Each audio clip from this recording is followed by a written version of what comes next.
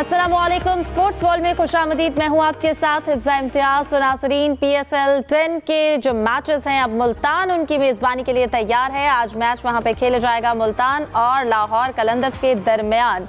यकीनन मुल्तान तैयार होगा और कराची ने भी PSL 10 के मैचेस जो हैं वो कराची से जाते जाते बिलाखिर मैच जीत लिया और एक अच्छे नोट पर एंड किया। वार्नर ने भी कल के मैच में बिलाखिर परफॉर्म कर लिया और कराची ने पेशावर ज़ल्मी को हरा दिया। और इसके साथ साथ दीगर कंट्रोवर्शियल बातें भी, कुछ स्टेटमेंट सामने आए हैं, नए पेंडोरा बॉक्स खुल गए हैं। इसके साथ साथ जहां पर खिलाड़ियों के और भी बहुत से मसाइल हैं। इसके साथ साथ हम आज के प्रोग्राम में ई स्पोर्ट्स का भी जिक्र ज़रूर करेंगे। पाकिस्तानी वर्ल्ड चैंपियन अरसलान ऐश, जिनको कह लें कि वो वीज़ों के मुंतज़र हैं, उन्होंने क्या जापान का और इसके साथ साथ सऊदीया का वीज़ा रिजेक्ट हुआ। तो इन इश्यूज़ को हम तफसीलन डिस्कस करेंगे अपने प्रोग्राम का आगाज़ करते हैं। मैं सबसे पहले अपने गेस्ट का तारुफ करवा दूं। यूसुफ साहब हमारे साथ मौजूद हैं, सलीम खालिक साहब हमारे साथ मौजूद हैं, इसके साथ साथ जाहिद मकसूद साहब हमारे साथ मौजूद होंगे। सलीम साहब, आपसे आगाज़ करती हूँ। कल कराची ने जाते जाते एक अच्छे नोट पे एंड कर दिया, वार्नर भी परफॉर्म कर गए और इसके साथ साथ कराची ने मैच भी जीत लिया। तो कल के मैच के ऊपर आप क्या कहेंगे?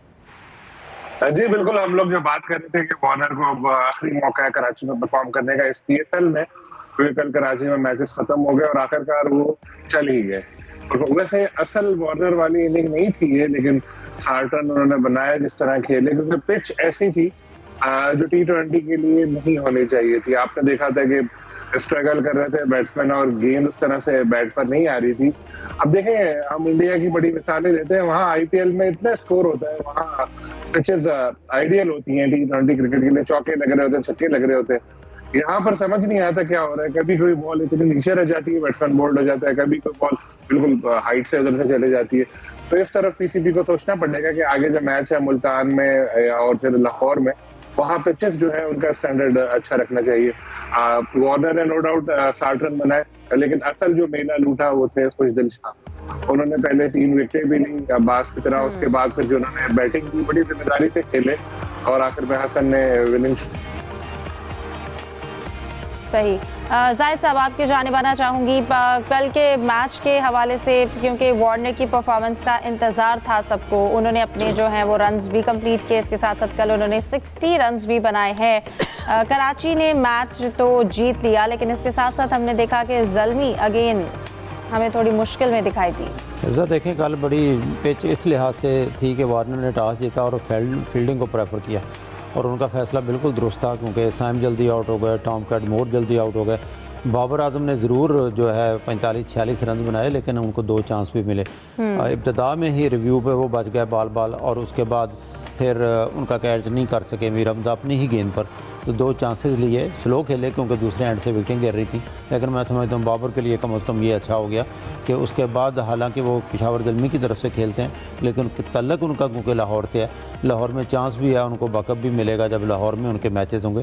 तो इस हवाले से तो बेहतर कहना चाहिए। जैसा कि अभी जिक्र भी हो रहा था कि पिच ऐसी थी, पिचेज़ जो अगर पहला मैच जो मुल्तान सुल्तान और कराची किंग्स का हुआ, उसके बाद जितनी भी पिचेज़ हुई हैं वो लो स्कोरिंग मैचेज़ हैं, बड़ी मुश्किल से 127, 40, 150 भी है। इसमें फिर तमाशाई जो पहले रुठे हुए हैं वो भी गिरती हुई विकेटें थोड़ी देखना चाहते हैं। तो इसलिए जो है ज़ल्मी कल जो है मायूस किया उन्होंने। फिर एक मौके पे ऐसे लगता था कि शायद कैलकुलेशन करने में भी भारत में गलती कर गए कि उनको आखिरी ओवर जो था उस वक्त बड़ा मुश्किल था और बड़ी प्रेशर में थी कराची किंग्स, लेकिन वो हुसैन तलत जो रेगुलर बॉलर नहीं है, ऑलराउंडर हैं, उनको दिया तो फिर वो मैच जीत गई।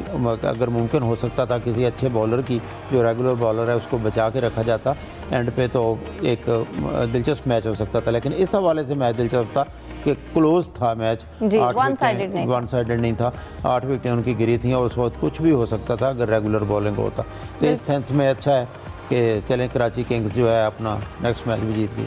चलें, ये अच्छी बात है यूसुफ। लेकिन जिस तरह से बात कर रहे थे जाहिद साहब पिचेस की, फिर उसके साथ साथ अब लो स्कोरिंग था लेकिन दिलचस्प मैच था। ज़ल्मी के हवाले से बाबर आजम की जानिब से भी कहा गया था कि इस बार वो टीम उनको बड़ी बैलेंस्ड लग रही है। तो आपको क्या लगता है, इस तरह से जो बैलेंस जिस तरह उन्होंने इजहार किया इत्मीनान का, क्या ऐसा ही है? देखिए, कागज़ पर तो बैलेंस लग रही है, लेकिन मैदान में बैलेंस नहीं बिल्कुल लग रही और बहुत सी चूँकि गलतियाँ इसमें हुई हैं, बाबर आजम से हुई हैं, कप्तानी में भी और बैटिंग में भी उनकी परफॉर्मेंस अच्छी नहीं थी। अब उन्होंने स्कोर किया है, लेकिन इस तरह की जो प्लानिंग है थोड़ी सी उनको पहले करनी चाहिए थी, क्योंकि पाकिस्तान के साथ साथ यकीनी तौर पर जो बाहर के लोग हैं, जो बाहर के फैंस हैं, वो भी चाहते हैं कि पाकिस्तान में जो PSL के मैचेस हैं वो पहले से ज़्यादा बेहतर दिखाई दें। पिचेस की बात आपने की, इतने सारे मैचेस जब हो चुके हैं अभी तक, तो 2 मैचेस में 200 प्लस रन हुए हैं, तो ये सवालिया निशान है पिचेस पर भी और पाकिस्तान क्रिकेट बोर्ड के इंतजाम पर भी। हम बात मुकाबला करते हैं IPL का और बात करते हैं जी T20 फॉर्मेट। बिल्कुल, T20 फॉर्मेट के हवाले से भी डिस्कशन जारी रखेंगे। अब गुफ्तगू का सिलसिला जारी रखते हैं। यूसुफ, मैं आपकी जानिब आना चाहूँगी, आप IPL के हवाले से और T20 के हवाले से डिस्कशन जारी रखिएगा। जी हिफ्ज़ा, जैसा जिक्र कर रहे थे हम, IPL और PSL का ब्रांड दोनों यकीनी तौर पर बड़े हैं और पाकिस्तान ये क्रिकेट बोर्ड ये चाहता है कि PSL का ब्रांड मज़ीद मकबूलियत हासिल करे, लेकिन इस दफ़ा जिस किस्म की पिचेस बनाई गई हैं उस पर देख कर शर्मिंदगी होती है। T20 का हम जिक्र करते हैं कि जदीद क्रिकेट है, मॉडर्न क्रिकेट, इसमें छक्के चौके ज़्यादा होने चाहिए, लेकिन पाकिस्तान क्रिकेट बोर्ड को अपनी पिचेस के मेयार को बेहतर बनाना पड़ेगा। इस तरह की पिचेस पर तो कोई भी आपको शायकीन हाउसफुल कहीं भी नज़र नहीं आएगा। लाहौर की बात करते हैं, लाहौर में शायकीन बहुत ज़्यादा आते हैं, लेकिन अगर ये पिचेस का मेयार ऐसा ही रहा आगे वाले मैचेस में भी, तो फिर वो लोग भी जो क्रिकेट से प्यार करते हैं, आकर मैच के देखते हैं, अपनी वक्त निकाल कर आते हैं ग्राउंड में, वो भी नहीं आएंगे। पाकिस्तान क्रिकेट बोर्ड को पिचेस पर थोड़ा मेहनत करना पड़ेगी। जो क्यूरेटर है उनको चाहिए कि बैटिंग फ्रेंडली पिचेस बनाएं। कोई भी ये नहीं देखने आता कि बॉलर कितने विकेट ले रहा है, वो सिर्फ ये चाहते हैं कि छक्के और चौके लगे, पावर प्ले में कोई 100 रन बने, फिर ही मैच का मज़ा आता है। PSL में जितने मुकाबले हुए सिर्फ 2 मैचेस में 200 प्लस स्कोर हुआ है। यहाँ पर पूरी दुनिया में 250 रन बनना शुरू हो गए। हमारे दरमियान में जो खिलाड़ी हैं वो अभी तक 160, 150, 140 पर ही टिके हुए हैं। तो इस किस्म की प्लानिंग से इतनी तौर पर PSL का जो ब्रांड है वो बढ़ेगा नहीं, बल्कि इसकी मकबूलियत में कमी आएगी। बिल्कुल, बहुत सी चीज़ों पे काम करने की ज़रूरत है और उम्मीद करते हैं कि आइंदा आने वाले जो लीग्स हैं और जो PSL 11 स्टार्ट होगा उसमें जो चेंजेस एक्सपेक्ट की जा रही है उनमें इन चीज़ों को भी जो है वो मद्देनज़र रखा जाए। डिस्कशन को जारी रखेंगे एक ब्रेक के बाद, हमारे साथ रहिए।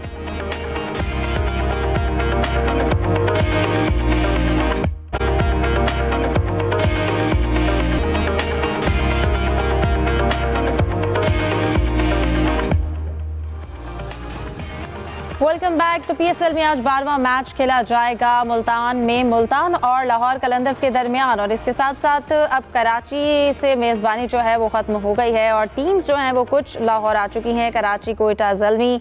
आज के मैच के हवाले से बात करते हैं, मुल्तान और लाहौर के मैच के हवाले से। सबसे पहले हमारे साथ हामिद चौधरी मौजूद हैं मुल्तान से। हामिद, बताइएगा सबसे पहले तो कि मुल्तान का मौसम कैसा है? अगर मौसम की बात करें तो मुल्तान का मौसम तो गर्म ही है। दर्जा हरारत जो है वो 40 सेंटीग्रेड से ज़्यादा है, लेकिन शाम के वक्त में थोड़ा सा मौसम तब्दील होता है, थोड़ी सी हवा चलती है जिससे टेम्परेचर थोड़ा सा नीचे आ जाता है, लेकिन गर्मी मौजूद है। धूप से बड़ी सख्त है इस वक्त, लेकिन मैच जो है वो 8 बजे है। शायकीन की आमद का सिलसिला जो है वो गर्मी के बाद यानी 6 बजे के बाद शुरू होगा, तो उस वक्त कदरे मौसम बेहतर हो जाएगा। हामिद, इसके साथ साथ बताइएगा, जैसे कि अभी तक इस सीज़न में मुल्तान अपना कोई भी मैच नहीं जीत सकी है, लेकिन अब चूंकि मुल्तान में मैचेस आए हैं, तो आपको क्या लगता है क्राउड जो है वो आज किस तादाद में आएगा? अगर क्राउड की बात करें, क्राउड तो बहुत बड़ी तादाद में आएगा, क्योंकि मुल्तान का स्टेडियम जब भी PSL मैचेस हुए हैं तो हाउसफुल के बोर्ड ज़रूर लगे हैं, क्योंकि मुल्तान जनूबी पंजाब भर से जो शायकीन हैं क्रिकेट देखने वाले वो मुल्तान में ज़रूर आते हैं मैच देखने के लिए। और मुल्तान की सुल्तान की फतह की बात करें तो जब भी मुल्तान सुल्तान शिकस्तों के अंबार तले दबा हुआ मुल्तान पहुंचा है तो मुल्तानियों ने उसको फतह ज़रूर दी है। और मुल्तान का जो स्टेडियम है ये मुल्तान सुल्तान का होस्ट कहा जाता है कि उनका ये आबाई इलाका है, आबाई शहर है, तो यहाँ से मुल्तान सुल्तान को हमेशा ही विक्ट्री मिलती है और फतूहात का जो अंबार जो लगाता है मुल्तान सुल्तान वो मुल्तान से ही लगाता है। इस दफ़ा भी यही उम्मीद है, क्योंकि कल जो इफ्तिखार अहमद ने प्रेस कॉन्फ्रेंस की थी तो इफ्तिखार अहमद ने यही कहा था कि मुल्तान से हमें बहुत ज़्यादा सपोर्ट मिलती है, ये हमारा होम ग्राउंड बन जाता है, तो लोग हमें सपोर्ट करते हैं। हम यहाँ आज अपनी जीत का जो है वो जश्न मनाएंगे इंशाल्लाह, क्योंकि लाहौर कलंदर्स के साथ हमारा मैच है। पिछली दफ़ा तो लाहौर के अंदर हमें मुल्तान में हरा कर चले गए थे।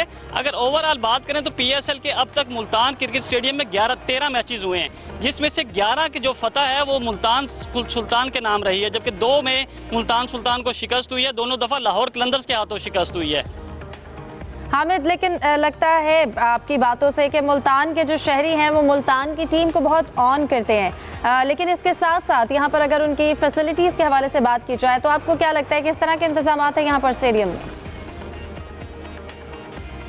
अगर इंतजामात की बात करें तो इंतजामात तो बड़े ही ज़बरदस्त किए जाते हैं। जो शायकीन हैं उनके लिए फातिमा जना यहाँ से थोड़ा सा दूर हाउसिंग सोसाइटी है, वहाँ वसी व अरीज पार्किंग का इंतजाम किया जाता है। वहाँ से ज़िला इंतजामिया की जानिब से शटल बस सर्विस चलाई जाती है। वहाँ से जो है उनको स्टेडियम लाया जाता है। स्टेडियम के अंदर ठंडे पानी के इंतजाम भी किए गए हैं। शाम के वक्त जो है मुल्तान क्रिकेट स्टेडियम का माहौल वैसे ही अच्छा हो जाता है, तो शायकीन बड़े अच्छे अंदाज में बैठकर मैच देखेंगे। अगर बात करें मुल्तान सुल्तान की, तो मुल्तान सुल्तान ने सिर्फ एक प्रैक्टिस सेशन यहाँ किया है, जबकि लाहौर कलंदर की टीम ने 3 प्रैक्टिस सेशन किए हैं। लाहौर कलंदर की टीम जो है जो यहाँ का एनवायरनमेंट है उससे काफ़ी ज़्यादा यूज टू हो चुकी है, लेकिन मुल्तान सुल्तान ने कल ही प्रैक्टिस की थी 3 घंटे तक, और काफ़ी ज़्यादा उनके प्लेयर जो हैं वो पुरजोश नज़र आ रहे थे। उनका कहना था कि हम ज़्यादा एक्टिव नज़र आएंगे मुल्तान क्रिकेट स्टेडियम के अंदर, क्योंकि अक्सर जो है हम दूसरे जो शहरों में मैच हार कर आए हैं, यहाँ से हमारी फतवाहत का आगाज़ होता है। तो हमारी कोशिश होगी कि मुल्तान में मुल्तान स्टेडियम के सामने मुल्तान क्राउड के सामने जो है वो जीत से आगाज किया जाए। अगर मैं मुल्तान क्राउड की एक चीज बताता चलूं, जो भी टीम मुल्तान सुल्तान के मध्य मुकाबिल होती है तो मुल्तान का क्राउड उसको भी वैसे ही सपोर्ट करता है जिस तरह मुल्तान सुल्तान को सपोर्ट कर रहा होता है। लेकिन बिल्कुल मुल्तान के शहरी जो हैं वो क्रिकेट को एंजॉय करते हैं, और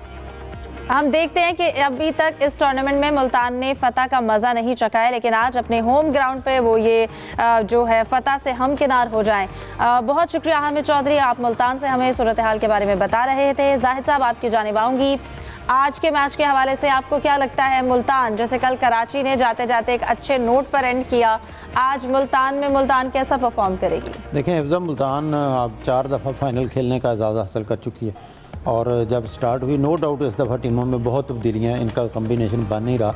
आपको याद होगा जो पहला मैच खेले थे 234 रन बनाए थे जिसमें रिजवान ने सेंचुरी की थी और कराची किंग्स ने वो मैच जीत लिया। उसके बाद बिल्कुल इनका कम्बिनेशन बनता हुआ दिखाई नहीं देता। इससे जो पिछला मैच था 107 या 8 रन पे आउट हो गई थी मुल्तान सुल्तान। तो अभी तक इनको बड़ी ज़रूरत है कि विकेट पर टिकने की, जमने की, क्योंकि अब उनका होम ग्राउंड है। क्राउड यकीनी तौर पर मुखालिफ टीम की भी सपोर्ट करता है, लेकिन मुल्तान सुल्तान को काफ़ी जो है दाद मिलती है लोगों की तरफ से। इनके लिए जीत बहुत ज़रूरी है, लेकिन इनका कहना चाहिए कि रवायती हरीफ है लाहौर कलंदर, इनके जब भी आपस में मैचेस होते हैं बहुत ही टफ मैचेस होते हैं। तो आज मैं समझता हूँ कि आज क्राउड भी आएगा वहाँ पे। फिर जैसा हामिद बता रहे थे कि 8 बजे के बाद मुल्तान का मौसम भी बेहतर हो जाता है रात के टाइम में, तो तवक्को करनी चाहिए कि अच्छा मैच देखने को मिले, लेकिन लो स्कोरिंग नहीं होना चाहिए। कम से कम पिचेज ऐसी होनी चाहिए जिसमें हाई स्कोरिंग मैच। यहाँ पर तो कराची के साथ साथ अब मुल्तान भी लाहौर की रवायती हरीफ हो गई है। यूसुफ, लाहौर के ज़रा काफ़ी हरीफ बनते जा रहे हैं। अगर हम मुल्तान की पिच के हवाले से डिस्कस करें तो मुल्तान की पिच का बिहेवियर क्या लगता है, किस तरह का होगा? देखिए, माजी में जितने यहाँ पर मैचेस हुए हैं उसमें ज़्यादा अच्छा स्कोर बनने में दिखाई दिया हमें, और इस बार किस किस्म की पिचेस होंगी ये तो आज का मुकाबला देखने के बाद ही पता चलेगा। लेकिन अब तक जो पोजीशन देखने में आई है उसमें यही है कि पिचेस जो रोटर है इतने ज़्यादा अच्छा पिचेस बनाने में नाकाम रहे हैं। अब मुल्तान में किस किस्म की पिचेस होगी, इतनी तौर पर वहाँ के जो क्रिकेटर हैं उन्होंने अच्छी तैयारी की होगी, क्योंकि मुल्तान सुल्तान की टीम भी ये चाहती है कि इन स्टेडियम में कम से कम वो अपनी परफॉर्मेंस को बेहतर बनाए, जिसके लिए ज़रूरी है कि वहाँ की जो पिचेस हैं उनको अच्छा किया जाए। और मुल्तान सुल्तान के कप्तान रिजवान ने भी यही कहा था कि इससे पहले भी ये हम हारते रहते लेकिन हमने फाइनल तक क्वालिफाई किया था, इसलिए हमने हिम्मत नहीं हारी। लाहौर कलंदर की टीम के साथ जब उनका मुवाजना किया जाता है यकीनी तौर पर ऑन पेपर और फील्ड में भी लाहौर कलंदर का पल्ला भारी दिखाई देता है। मुल्तान सुल्तान को पास अब कुछ खोने के लिए तो बचा नहीं है, सिर्फ अपनी लेकिन कोशिश करेंगे कि वो ये आज का मैच जीत सकें। सलीम साहब, आपकी जानिब आना चाहूँगी। हम खेल और खिलाड़ी को तो डिस्कस कर रहे हैं, इसके साथ साथ जो पहले पाकिस्तान की टीम के साथ मुंसलिक रह चुके हैं जैसे गिलस्पी, उनकी जानिब से जो पीसीबी को एक कह लें कि नॉक किया गया है अपने वाजिबात के लिए, और ये तनाज़ा जो है हम देख रहे हैं तूल पकड़ गया है, आपको क्या लगता है इसका क्या नतीजा निकलेगा? तो बिल्कुल उन्होंने आईसीसी से भी शिकायत की है पाकिस्तान की, हालांकि आईसीसी इस मामले में कुछ कर नहीं सकती। वो कहते हैं कि मेरे वाजिबात अदा नहीं किए, पीसीबी कहता है कि बगैर नोटिस पीरियड के ये गए तो अब कोई पैसे बनते नहीं है। आई थिंक पीसीबी इनको दे तो देगा पैसे, लेकिन ऐसा होना नहीं चाहिए था। बैठ के टेबल पे जाने से पहले सब कुछ तय करके जाते तो अच्छा रहता है, लेकिन इस तरह का हुआ है। थोड़ा नाराज नजर आ रहे हैं वो, और मैंने भी उनसे रब्ता किया था जेसन गिलस्पी, तो उन्होंने कई बातें ऐसी कहीं के मुआहदे की खिलाफ वर्जियाँ हुई हैं। इसी तरह आप पीसीबी से पूछे तो पीसीबी ये कहता है कि जी वो तो नोटिस पीरियड ही नहीं दिया और वो चले गए थे। लेकिन हालात ऐसे हो गए थे कि पॉइंट ऑफ नो रिटर्न पे पहुंच चुके थे, तो जाना तो था उनको, और इशारे भी दे दिए गए थे कि भैया बात हमें नहीं चाहिए तो जाओ। तो फिर इस तरह से वो गए। लेकिन अब मेरा ख्याल है जितना मीडिया में मामला उछला है और जितनी ज्यादा बातें हुई हैं, पीसीबी ने भी नोटिस तो लिया होगा। पीसीबी ने एक स्टेटमेंट भी जारी किया था तो होपफुली अब शायद ये लोग बैठे हैं, एजेंट के थ्रू कोई बात हो तो जो पैसे वैसे निकलते हैं वो उनको दिए जाए। बिल्कुल। अच्छा जाहिद साहब, मैं आपकी जानिब आऊँगी। जैसा कि हम क्योंकि हमने अपने इस प्रोग्राम में स्क्वॉश को भी डिस्कस करते हैं, हॉकी को भी डिस्कस करते हैं, PSL चल रहा है, क्रिकेट के हवाले से तो हम बहुत डिस्कस करते हैं, लेकिन इसके साथ साथ एक और भी खेल की ऐसी इंडस्ट्री है जिसको हमने अभी तक डिस्कस नहीं किया और वो 12 साल से बढ़ती जा रही है। ई स्पोर्ट्स का जिक्र करना चाहूँगी, जिसकी कह लें कि इंडस्ट्री इस वक्त 3.3 मिलियन तक जा चुकी है और हर साल इसमें इजाफा हो रहा है। पिछले साल भी फोर्टनाइट की गेम में भी पाकिस्तानी प्लेयर जो हैं वो जीते और उन्होंने तकरीबन $3000 से ज़्यादा इनामी रकम उन्होंने जो है वो हासिल की है।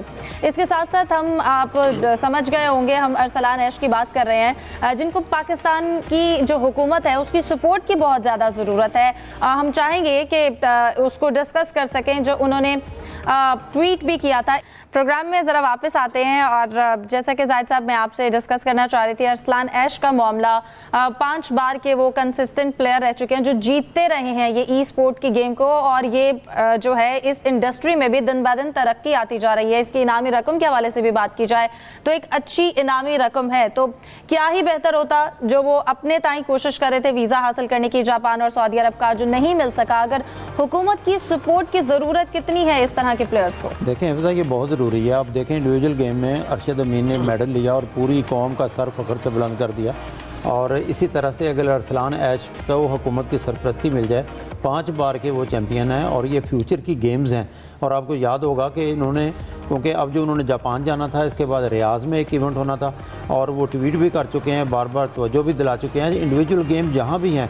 और बाकी जो खबरें आ रही हैं कि जितने 200 से ज़ायद खिलाड़ी हैं पूरी दुनिया से जिन्होंने शिरकत करनी है, उन्होंने सुख का सांस लिया है कि अरसलान ऐश को वीज़ा नहीं मिल रहा, उनके लिए मैदान खाली हो गया। इस मौके पर हुकूमत को चाहिए जो इंडिविजुअल गेम्स हैं और जो नई गेम्स हैं इनकी ज़्यादा से ज़्यादा सरपरस्ती की जाए, क्योंकि टीम गेम में जो हाल है हमारा वो तो सबके सामने है। क्रिकेट ले लें, हॉकी ले लें, जितनी भी गेम्स हैं, इंडिविजुअल गेम्स को बहुत जल्दी आना चाहिए। और अरसलान ऐश ने तो बहुत ही चंद सालों में नाम पैदा किया और जो काबिल फ़ख्र है पाकिस्तान के लिए। लेकिन इस मौके पे चाहिए था हुकूमत जो अब तक कोई ना कोई एक्शन लेती, इनके हेल्प आउट करती, या इनको भी चाहिए था कि हुकूमत का प्लेटफॉर्म यूज़ करें, जब भी कोई बड़ा इवेंट हो हुकूमत से खुद रब्ता करें ताकि इनको हुकूमत की। यूसुफ, आप इस हवाले से क्या कमेंट करना चाहेंगे? यकीनन क्योंकि देखें इसकी इनामी रकम जो है वो भी तकरीबन 5.5 करोड़ से ज़ायद की बनती है और 5.5 अरब करोड़ से ज़ायद की बनती है, और इसके साथ साथ जो दीगर मुल्क हैं वो अपने इस तरह के प्लेयर्स को बहुत सपोर्ट करते हैं, तो यकीनन पाकिस्तान को भी ऐसे इमर्जिंग टैलेंट को सपोर्ट करने की बड़ी ज़रूरत है। देखिए हिफ्ज़ा, ये सिर्फ अरसलान ऐश का ही मामला नहीं है। क्रिकेट के अलावा जितने भी खिलाड़ी हैं, जब उनसे बात होती है वो हमेशा ये कहते हैं हुकूमत की जानब से उन्हें कोई सपोर्ट नहीं किया जाता।